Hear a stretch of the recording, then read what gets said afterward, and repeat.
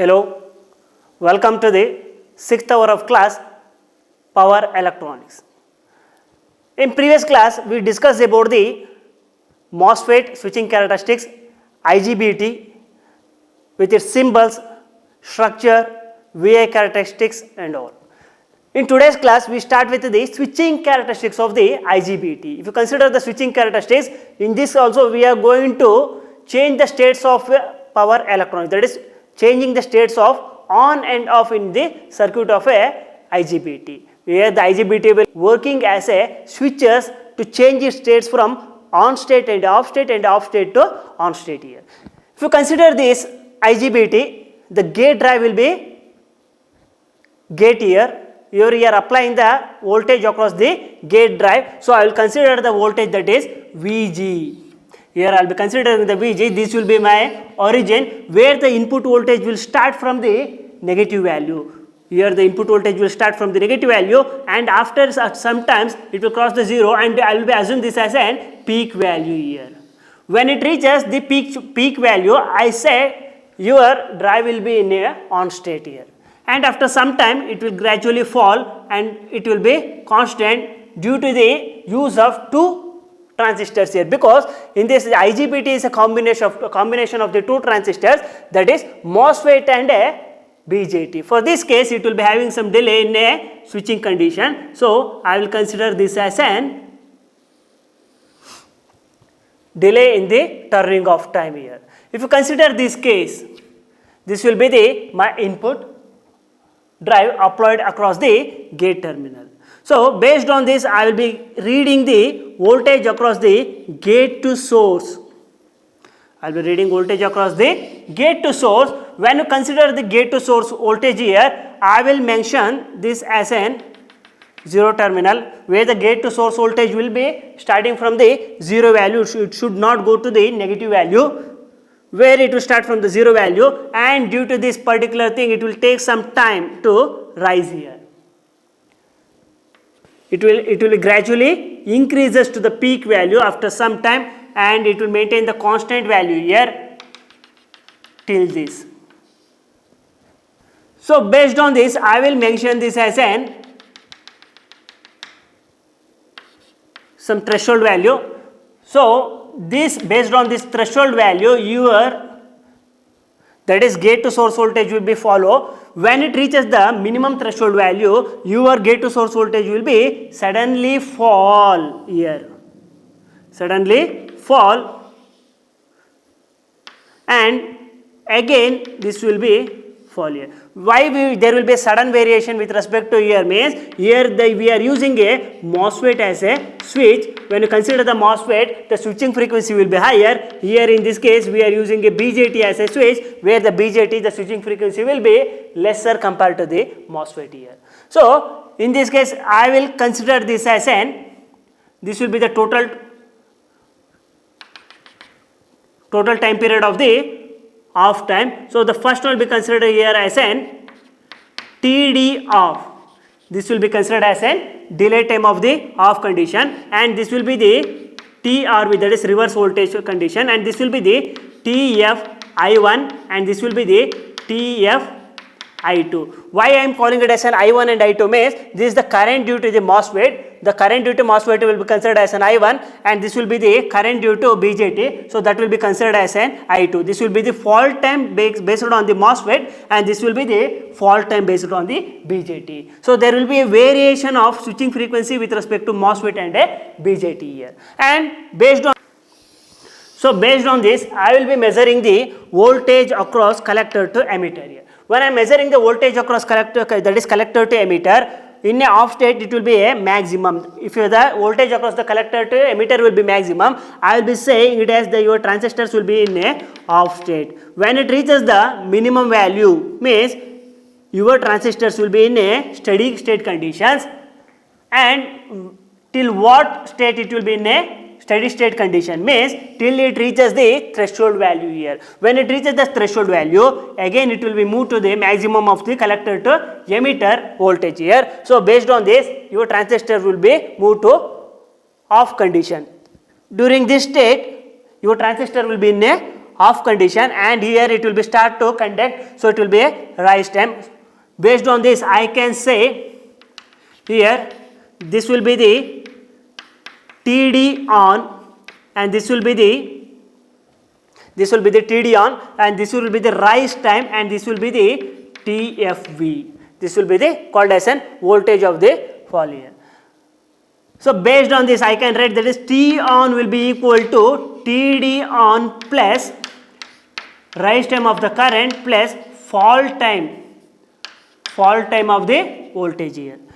If the current will be rise means automatically the collector current will be increases and it will start the conducting, and if the voltage is nothing but a collector to emitter voltage, if it is false means the conductivity will be starts here. If you consider the T off will be TD, that is delay time of off, plus T RV, that is rise voltage I am considering here, and TF I1 plus TF I2. These are all the two currents, that is current based on the MOSFET and current based on the BJT here. So this will be the switching characteristics of the IGBT. Next topic is DI by dt and dV by dt limitations. So if you consider the dI by dt and dV by dt limitations with respect to transistors, I will take a BJT as a transistors here. If you consider the BJT as a transistor, I will take some simple circuit where this circuit will be having a input. That input will be considered as an VCE. That is supply voltage I will be considering here, and here I will be some resistance value where it will be connected to the switch of BJT transistors here. This will be the BJT transistors here I will be using, where the voltage across will be called as an VCE, and the output will be reading across the this value. This will be the resistance and this will be the output voltage V0. I will consider this circuit to find out the dI by dt and dV by dt limitations. What is dI by dt and dV by dt means? It is a change of current with respect to time, and this is the change of voltage with respect to time. How the voltage and current will be varying will be studied here. If you consider the first one, I will be considering detection here. That is, if you consider the dI by dt limitation, I will go with the waveform how it will get changes here. First one will be the voltage across collector to emitter. So based on this I can read the collector change in the collector current here. So when the voltage, I consider this as circuit where in the first stage your circuit will be in a off condition. When the circuit will be in a off condition, the voltage across the collector to that is collector to emitter will be maximum. When I am applying a source voltage, that is when I am applying a drive across the base here, what happens? It will change its states from off condition to on condition. So when your circuit wants to change its states from on, that is off condition to on condition, it has to change its voltage from the collector to emitter from maximum to lower value. So it will be change. There will be changes in the voltage from the maximum to lower value. I will read this as an dI by dt. This will be the voltage that will be measured when the voltage, that is voltage will be maximum across the collector to emitter, the current will be in a minimum, and when it changes its states from maximum to minimum of a voltage, normally a collector current will be increasing from minimum value to maximum. So these changes will be called as an dI by dt.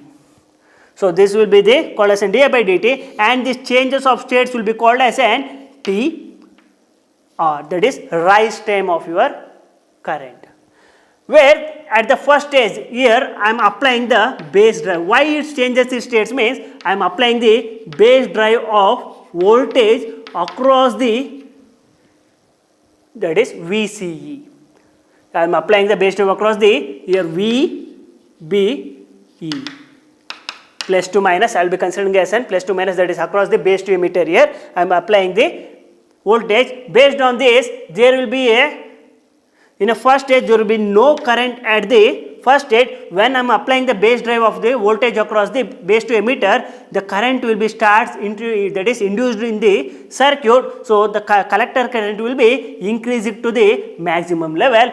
So in the finally your transistors will be turned on in this state. So my intention is to change the state from off condition to on condition. So finally my transistors will be turned on in this state. In the next condition, I will take with the dV by dt. dV by dt, I will take the same circuit where it will be having a input of supply voltage. I will be considering it as an, I am applying a base drive here.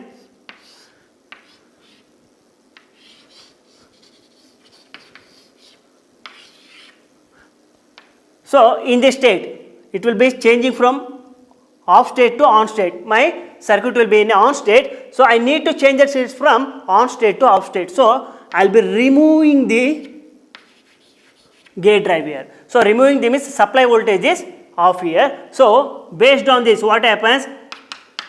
That is voltage across base to emitter. I need to read the voltage across collector to emitter here. For this circuit, I will be taking a voltage across the collector to emitter. In this state, it will be maximum to minimum. So in my condition, the collector to emitter voltage will be minimum. So in this state, what happens? The current will be maximum here. I will be reading the collector current. When the collector to emitter voltage is minimum, the current across the collector will be maximum, where I will be removing the base drive here. Based on that, the collector, that is collector to emitter voltage will be changing its state from lower to maximum. So the collector current will also change its states from maximum to minimum here. So based on that, I can say this will be the change of dV by dt across the collector, where here the voltage will be 0 and current will be full in the initial state.